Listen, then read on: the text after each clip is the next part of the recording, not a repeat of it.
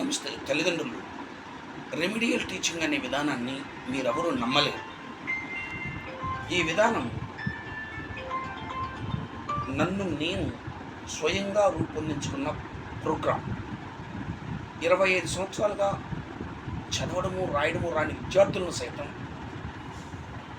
అసలు చదువుకు దూరం అయిపోయిన విద్యార్థులను సైతం, చదువు రాదు అనుకున్న విద్యార్థులను సైతం, నీళ్ళు వదిలేసిన విద్యార్థులు సైతం నేను పిల్లల్ని పర్సనల్ యాటిట్యూడ్తో కేర్ తీసుకుని ఇంట్రెస్ట్ పెట్టి కేవలం గంటల్లో ప్రతి విద్యార్థిని తయారు చేసి సక్సెస్ఫుల్ క్యాండిడేట్లుగా నేను తయారు చేసిన అనుభవం నాది.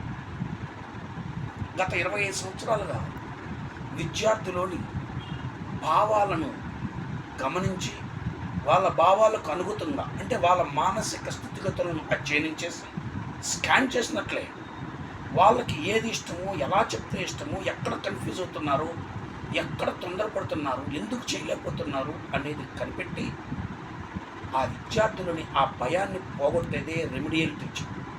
అంటే మీరు అందరూ ఏమనుకుంటారంటే ఇదేదో సైకలాజికల్ కౌన్సిలింగ్ అనుకుంటారు. సైకాలజీ అనేది ఒక పార్ట్ ఆఫ్ టీచింగ్. ప్రతి టీచర్కి సైకాలజీ వచ్చి ఉండాలి. విద్యార్థి మనసుతో ఏకీభవించాలి. విద్యార్థిని తనలో ఐక్యం చేసుకోవాలి. విద్యార్థి మైండ్ సెట్ని తన మైండ్ సెట్తో కోయిన్సైడ్ చేసి బోధించేదే రెమిడియల్ టీచింగ్.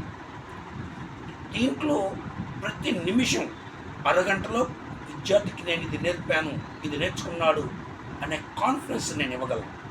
నేను అంటే దయచేసి నాలో అహాన్ని కాదు, నా అనుభవం అంత బలమైన నేను చెప్పడం నా ఉద్దేశం. మీరు ఇన్ని లక్షలు ఖర్చు పెడితే రాని చదువును కేవలం గంటలలో పిల్లడికి చాలా స్వీట్గా, ఫ్రూట్ఫుల్గా తయారు చేయడం మాట. ఈత వచ్చినాడికి లోతుతో పని లేదు. చదవడం, రాయడం, ఆలోచించడం నేర్పిస్తే విద్యార్థి వండర్స్ క్రియేట్ చేస్తాడు. ఇది నా 25 ఏళ్ళ వేలాది మందికి ఇచ్చిన శిక్షణలో నాకున్న అనుభవంతో చెప్తున్న కఠోర వాస్తవం.